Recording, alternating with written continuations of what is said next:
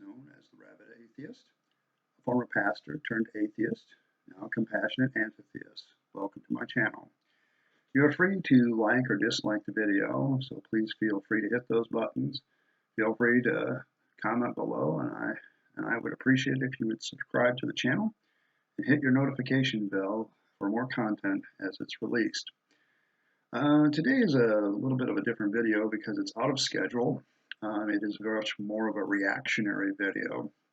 I'm not reacting to current events. I'm not reacting to anything other than something that was said to me personally via Facebook. And I'm going to basically say that this video is going to be a little bit differently. Most of the time I write an outline. I think about things a lot very much ahead of time. Today I've been thinking about this, so it's not that I haven't thought about it ahead of time. It's just that I believe that the comment that I need to address here would probably be better served if I'm speaking a little bit more informally. A friend of mine who is still a Christian, at least I believe so, made a lot of comments. We've been debating a little bit since I dropped my first video on my objections to Christianity. He commented on my sharing of it to my personal page, and we've been going back and forth. A lot of that has been off camera and really isn't necessarily worthy of discussion. My expertise is biblical studies, and this person's expertise is science, except he's stating things that the major proportion of the scientific community isn't saying. But that debate isn't as important to me, and I've been just going back and forth with him on that. I certainly don't have all the answers when it comes to science. I'm way behind on that, and I regret that. Had I not become a pastor or theist, I might very well be up to my neck in science because I loved it in high school. But that aside, the end of one of his paragraphs kind of caught in my craw, so to speak. I was very angry at it at first because then I recognized, I guess, that I used to say this too, so I guess it's understandable. A lot of Christians have certain views on atheists, and so the title of today's video is apropos. It is what Christians think about atheists. Well, a lot of Christians think about atheists and why they're wrong. Okay. I'm just going to read it, and then I will break it down and why I think it's wrong. Okay, but here's the comment. The complex problem I see with atheist thinking is that they themselves, by process of elimination, are declaring themselves to be gods of their own making. Absolute truths are tossed, and everything shifts to relativistic thinking patterns where anything goes. Humans need some type of anchoring point or life becomes meaningless and futile. I'm going to break this down. Whose process of elimination? Yours as a Christian, you eliminated all the possibilities that atheists could be thinking about as part of their own thinking, that somehow that the only conclusion that you can draw is that through the process of elimination, atheists must think of themselves as gods of their own making. I would say that shows how little you know about atheism. I would also say it shows how few atheists you must rub shoulders with. I'm an atheist. I certainly don't consider myself a god. If anything, I realize my own failings far more than I ever did as a Christian. I'm certainly not sitting there saying that I have a hotline to God and therefore you have to listen to me as I preach from the pulpit because I'm talking about the words of God. Who is more arrogant and who is more in a position of making a God out of themselves? The preacher who thinks he's hearing from God and everybody should listen to him, or the atheist who humbly understands that he does not know everything, that he does not understand everything, and he's not going to presume to try to lead or guide someone else. A God is somebody who not only has power, but also claims some sort of authority and moral authority over people. I know of very few atheists that would say that, and I would say that that's a statement that is made in a large deal of ignorance now. I used to make that statement, but now I've gotten to know a few atheists, and I'm going to tell you something about them. We're a pretty diverse bunch. Politically, we run the whole spectrum from conservative to liberal to libertarian to anarchist. There is no set definition of what makes up an atheist. The only common thing that an atheist possesses with any other atheist is this: we don't believe in a supreme God or being. That's it. To add anything else to that is, quite frankly, a mischaracterization. It's an error and it's a lie. If you believe what I just read as a Christian, that by the process we're declaring ourselves to be our gods of our own making, I am sorry, you are wrong. I don't declare myself a god. I declare myself a human being that no longer believes in the imaginary character of the Bible, known as the Christian Bible with its 66 books. This channel is dedicated to showing that character is neither historical nor real. Okay, now I have my own little niche. If you want to go talk to an atheist who comes out of Hinduism, if you want to talk to an atheist that comes out of Islam, there are tons of those guys around there. But I'm going to tell you that they even would differ with me. I am saying that you are sitting there saying that you have eliminated all the possibilities, and somehow every single part of atheist thinking is setting ourselves up to be a god of ourselves. No, no, that is just not true.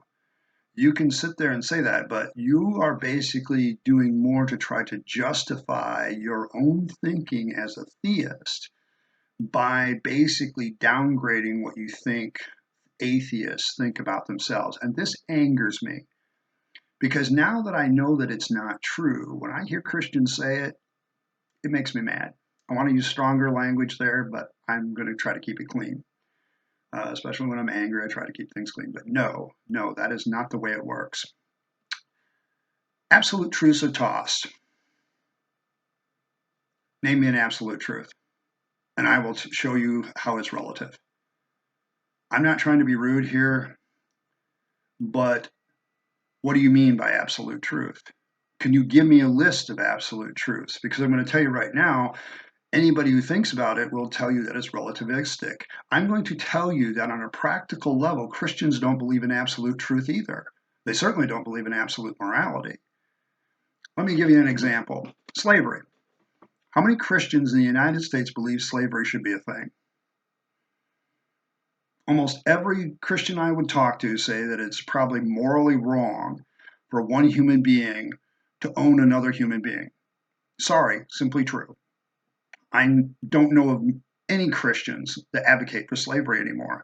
But I want to tell you something about your little Bible. If you claim that the Bible is your absolute truth, slavery is not only, shall we say, condoned by the Bible, but commands of how you're own slaves, what you're to do with them. There are two classes of slaves, one where Israelites take another Israelite as a slave, they get out 7 years, it's more of an indentured servitude. But there's another verse in Leviticus that basically says, yeah, you can take slaves from the lands around you and you can keep them as property. You can give them to your children. Sorry, the slavery in the United States was justified by the Bible. Most people, even many Southerners, no longer believe that slavery is a viable option anymore, that it's totally antithetical to freedom. And that is a change in Christian thinking. This idea that you as a Christian somehow hold absolute truths, I challenge you to prove that in living your life with this idea of absolute truths. Go ahead and do it. I'm going to also tell you that absolute truths kind of limits your ability to come to understanding of new truths. If you constantly say that A is your absolute truth, and you won't give it up because it's an absolute truth, but suddenly all this evidence and all this facts comes along that says B is true, which is antithetical to A, you're actually going to walk past absolute truth, or not an absolute truth, but a new truth of B, simply because you won't give up your absolute truth of A, never bothering to consider that maybe A is not an absolute truth after all. I am sorry. The notion of absolute truth isn't practical and it never has been. People talk about it. It's a nice moral idea. People in ethics want to always pound their chest and how they're being absolutely ethical. I want to let you know, I don't think there is such a thing. Sorry. They're not there. And it doesn't mean that because there's no absolute truth that we can't find truth. I think we can find things in this world that conform to reality and have predictive power. Those things can be said to be true. Are they truth? Are they absolute truth? No, because any good person understands their fallibility as a human being, that they could be wrong, that they could have a poor understanding of things, and atheists have a better understanding of this than most people that I know. Because we're not sitting there saying we have some sort of special revelation in a book or coming directly from God into our head. We don't say that. We understand that it's our own thinking. And because it's our own thinking, that means it's subject to review by other people who think. Do I have certain basic beliefs? Yeah, I believe in other minds. I believe that other people are like myself. Do I have any proof of that? No, but almost everybody I know of has those basic beliefs, so we have to go forward with them. That the universe is a real place is a basic belief. Sorry, that's just true. But basic beliefs and absolute truths are two very different things. Um, Relativist thinking. Everybody thinks relativistically. How do you escape it? Every time you look at something and you're judging it and weighing the options about it, you're engaged in relativistic thinking. I am fairly certain that as you've gone through your life, you have changed your perspective and viewpoints on different ideas and things. That's relativistic thinking. You have changed your thinking relative to new information. I'm sorry, relativistic thinking is far superior than putting yourself into mind, this is the way I think, and I'm not going to change ever and ever.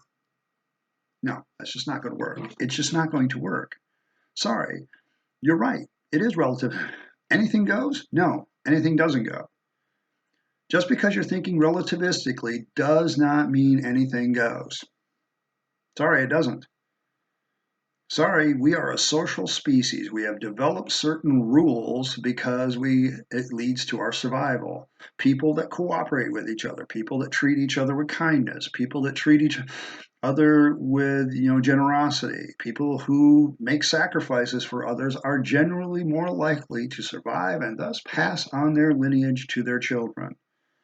Sorry, our ethics and our morals have developed because they are a survival trait. Virtue is a survival trait. Sorry, I believe very much that religion has stolen and borrowed human virtues. It hasn't defined them. It simply takes what a society or a culture thinks is good and virtuous, borrows it, puts it in its pages, and suddenly, oh, yes, we taught you to be virtuous. No, no. Being human teaches you to be virtuous. Sorry, it does. I treat people with far more compassion. I'm not trying to judge people based on whether or not they conform to the behaviors in a supposed holy book anymore. Every human being is deserving of respect in their decisions. As long as those decisions are not harming me or somebody else, I don't care. I don't. Now, we can debate about what harm is. We can debate whether decisions harm one another directly or indirectly. But this is a basic understanding because it leads to better survivability. You don't need a God for it. Sorry, you just don't. Human beings need some anchoring point or life becomes meaningless and futile. Why do we have to assume that the anchoring point is God? Maybe you're right with that one. I'm going to tell you what I've made as my anchoring point. My anchoring point is that I'm human. I'm flawed. I'm failing. I'm certainly not a God. I'm certainly not claiming some divine power over anybody else. And in that humanness, there are certain things that I want to develop in my own life. I anchor my life in what I would call, I'm an atheist, but I dabbled for a while in Asatru, which is Norse mythology brought back to life with Norse religion. But I like the nine noble virtues. I like living honorably because honorably leads to better survival and prosperity. I like being courageous because sometimes you need courage. I like being truthful. I search for truth. If I believe in absolute truth, of course, I stop searching for truth because I already think I've got it. I already think I've arrived. I'm sorry, that's arrogant. I go forward in self reliance. I try to be as self reliant as possible so I'm not a burden to others. But at the same time, I work and I work my butt off to get there. At the same time, I try to be hospitable to people that are in need because sometimes I'm in need and I need help. I try to discipline myself. I try to go forward and persevere even with every failure.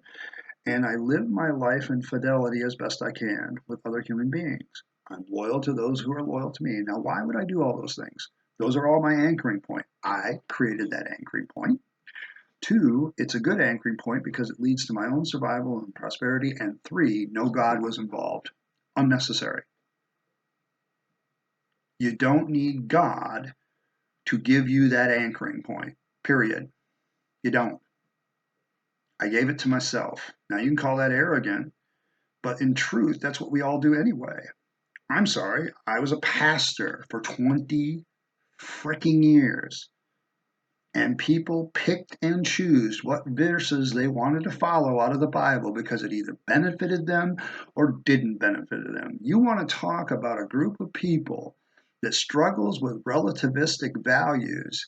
It's Christians because they're constantly stymied with this thing called the Bible. But you know what they do? They find a way to engage their relativism in how they interpret that Bible, and the Bible takes on a new meaning to them, and then they follow what they want to do. Sorry, that's true for every Christian I've ever known. They're not hinging on when the preacher gets up there and says, I'm standing on the absolute word of God. The absolute word of God according to who? You? The preacher down the road? The Baptist church? The Congregational church? The Pentecostal church? Which one? Sorry, your doctrine is so relativistic all over the board as Christians. You want to sit there and talk about absolute truth? You don't even know what the absolute truth of your doctrine is. How in the world are you going to level this criticism at atheists when you don't even live up to that yourself? Try living to absolute truth. Try to come up with an anchoring point that doesn't. My meaning in my life, I define myself. I have my own anchor point. I define my own meaning in my life. I do not consider life a futile exercise. I enjoy my kids. I enjoy my grandkids. None of that requires God. Sorry, it doesn't. I'm sorry, Christians. If this is what you believe about atheists, you're wrong. You're just straight up wrong. And it shows probably more than anything, and this is an observation that is my opinion, so I'm going to label it as such. It shows more than anything to me. It shows more than anything to me that you have no connection with actual atheists. I just saw a video today, I may link it in the description, of the Freedom from Religion Foundation interviewing somebody who just did a coffee table book of 100 atheists talking about the hope and meaning in their life. How is that possible? They don't have God. It's possible because the truth of the matter is we all anchor our own life. The truth of it, you can say it's God, but it's really you. Prove to me that there's a difference. We all search for our own meaning, and we all try to find some meaning in our life ourselves, period. End of discussion. You can claim it's God, but no. I'm not trying to be rude here, but this statement that my friend did, and he's probably going to listen to this, and I'm not trying to piss you off, okay? I'm not trying to make you mad. I'm simply saying that what you said here angered me because it shows that you've spent way too much time in your Christian ivory tower and you haven't rubbed shoulders with a single atheist to know that this statement that you just made is complete and utter BS. It's garbage. I love you, man, and I love every Christian out there who thinks this way, but I'm going to tell you right now, you're wrong. You're dead, straight up wrong. Because I'm the living proof that you're wrong. I don't see myself as a God of my own making. Sorry. I see myself as a human being in the world trying to do the best I can. I too toss out absolute truth because I don't think there are any. Because I haven't found anything that I could say is an absolute truth. Sorry. I don't have one. In fact, I would say by thinking of things in relativistic terms, I'm actually more human and being completely 100% human. And it allows me to stay open for truth, any truth that comes along. I don't see truth as something with a capital T anymore. It's a small t. Anything doesn't go. Because if I went out and started shooting and murdering people, regardless of their faith, they would either shoot back, call the cops, and I ended up dead or in jail. Sorry. Even without God, that would be true. People just don't like it when you do shitty things to them, and they're going to fight back. I have my own anchoring point that I created. My life has meaning. It's not futile. And I'm going to continue to go forward with it, doing the best I can and trying to leave a legacy for human beings to follow after. Hopefully my family, the most of all. I'm sorry, this has been a little bit of a rant, but I couldn't help myself. I'm going to conclude. Once again, welcome to my channel. Comments do have a way of influence what the content on Friday's videos, and I'll respond to them when I can. Videos are usually uploaded Monday, Wednesday, and Friday. Today was an exception. One thing I won't tolerate is name calling. I hope I didn't do any in this video. I'm not calling names. I'm just simply calling out your ideas as bad ones. Be sure to like and subscribe and get your notification bell set to the way you want it to be. Hopefully someday I can convince you to be a rabid atheist. But for now, I'm Ed Rabyd, the Rabid Atheist, signing off. Goodbye and have a great day.